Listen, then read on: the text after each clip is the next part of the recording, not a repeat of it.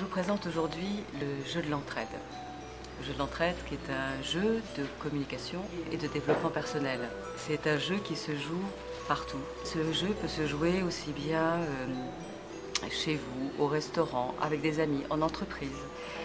Il se joue aussi à l'école, entre amis, avec des proches, des moins proches, où vous avez envie de jouer pour partager.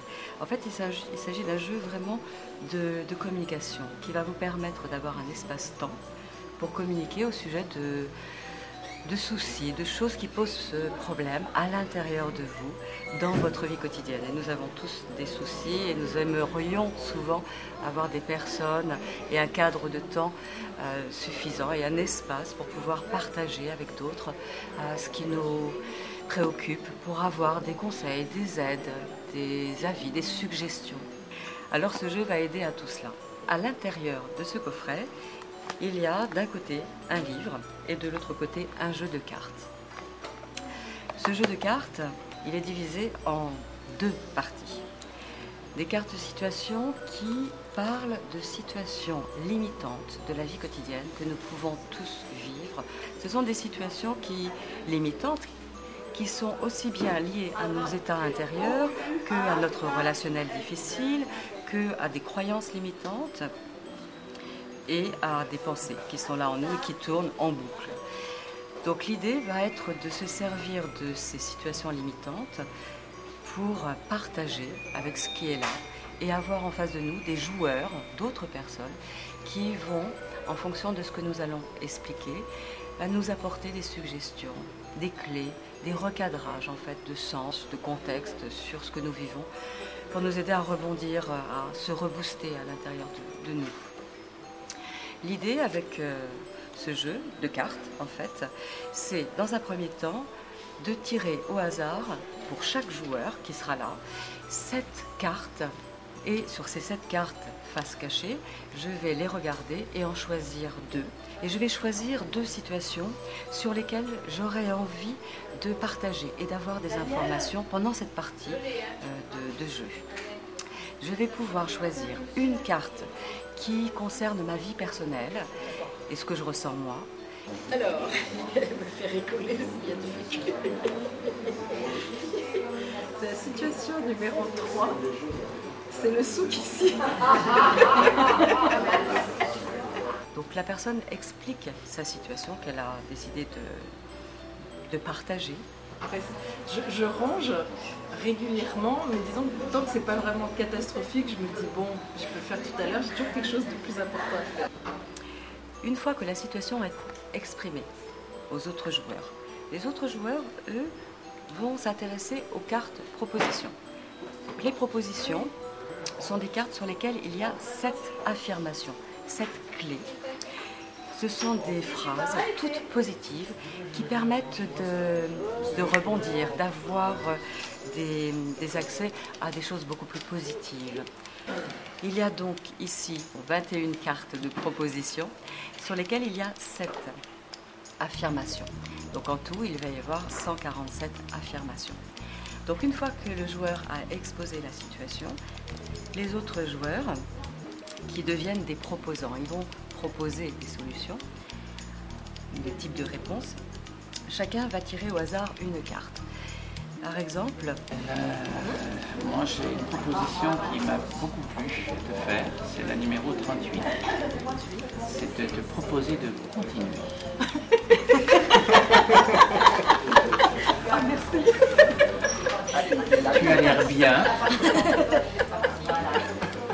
Ça a l'air de te convenir. Je me demande pourquoi tu ne continues pas. c'est vraiment quelqu'un propose quelque chose et la personne reçoit et dit merci. L'idée en proposant les clés, c'est vraiment d'être attentif à nos tons de voix. Il est important d'y mettre une intention, qui soit une intention du cœur, une intention douce. Une fois que le premier proposant a proposé sa clé, eh bien, la deuxième personne va tirer au hasard une autre carte. D'accord, Axel, je te propose le numéro 133. Souhaite-toi le meilleur. Souhaite-toi le meilleur. tu vaux la peine, tu vaux le coup. Donc, ça pourrait être peut-être une motivation pour toi de ranger plus tôt pour que tu aies toujours autour de toi le meilleur. Et on passe au troisième joueur et ainsi de suite. Une fois que toutes les propositions ont été faites, la personne qui a suscité ces suggestions, ces conseils, va se demander quelle est la clé avec l'argumentaire qui a le plus d'impact pour elle, qui est la plus efficace pour rebondir, pour changer d'état intérieur là tout de suite. À ce moment-là, la personne qui a proposé cette clé est la gagnante ou le gagnant de ce premier tour. Et ensuite, chacun fera tour à tour l'exposé de sa situation. Et puis une autre carte qui concerne quelqu'un d'autre.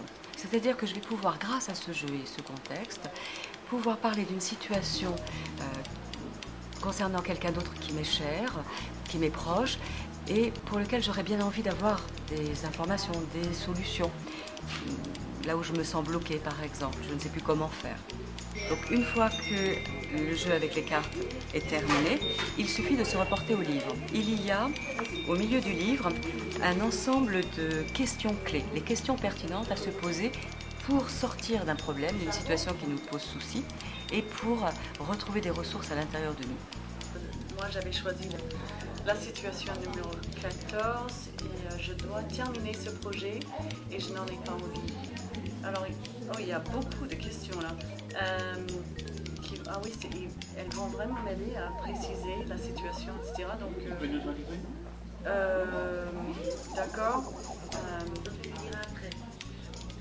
Pour quand dois-tu le terminer? Qui te l'a demandé? Dans quel but? Il s'agit d'un processus interne de transformation de ce qui se passe en nous. Donc là, c'est un travail personnel qui peut se faire lorsque vous avez le temps et envie après le jeu, après la partie, pour aller plus loin dans la connaissance de vous-même. En ce qui concerne la proposition que vous avez retenue, il s'agit de se reporter dans le livre à la fin à des visualisations qui sont là. Pour chacune de ces 147 propositions, il y a une mini-visualisation. C'est-à-dire, c'est comme un rêve éveillé qui, rien qu'à la lecture, en lisant doucement, tranquillement, va vous permettre de créer des images à l'intérieur de vous, dans votre tête, pour recadrer la situation, pour vous donner d'autres réponses et voir les choses autrement. J'avais choisi la proposition d'Axel 147 qui est regarde tout le chemin déjà parcouru. Et donc il y a une visualisation ici qui va m'aider à me mettre vraiment là-dedans. C'est imagine la Terre sur ton écran intérieur et laisse-toi sentir que nous appartenons tous à la même planète. Nous habitons sur ce vaisseau spatial appelé Terre. Rappelle-toi tout ce que tu as déjà appris à faire sur cette planète. Visualise le sentiment de fraternité grandir de plus en plus dans ton cœur, tout en observant le mouvement de la vie circuler et autour de toi. J'aime beaucoup ça. Eh bien, je vous souhaite une bonne partie pour ces jeux. Merci de m'avoir écouté et à bientôt.